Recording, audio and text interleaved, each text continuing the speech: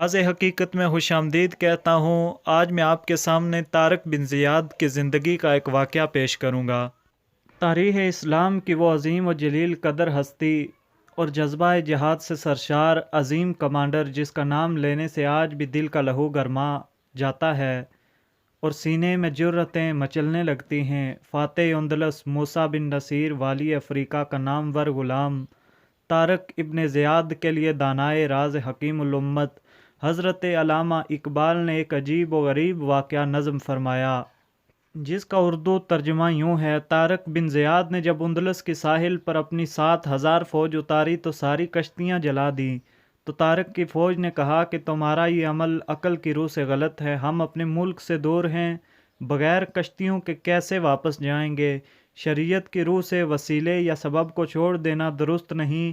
तो तारक बिन ज़ियाद फ़ातेह अंदलस ने हंसकर अपना हाथ तलवार पर रख कर फरमाया, हर मुल्क हर इलाका हमारा मुल्क है, क्योंकि वो हमारे खुदा का है।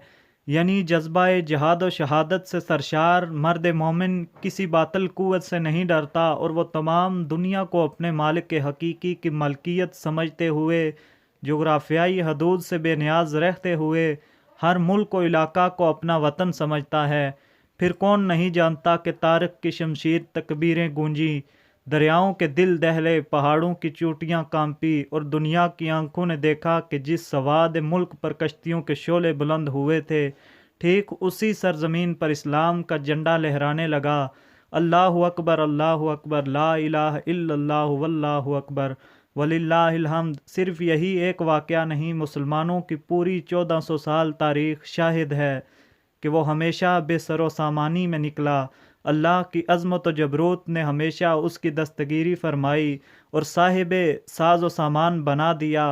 काफिर है तो शमशीर पे करता है भरोसा, मोमिन है तो बेतेग भी लड़ता है सिपाही। अल्लाह से दुआ है कि अल्लाह हमें ऐसे हुक्मरान अता फरमाए जो मिल्लत इस्लामिया के हक़ में बेहतरीन साबित हों। आमीन।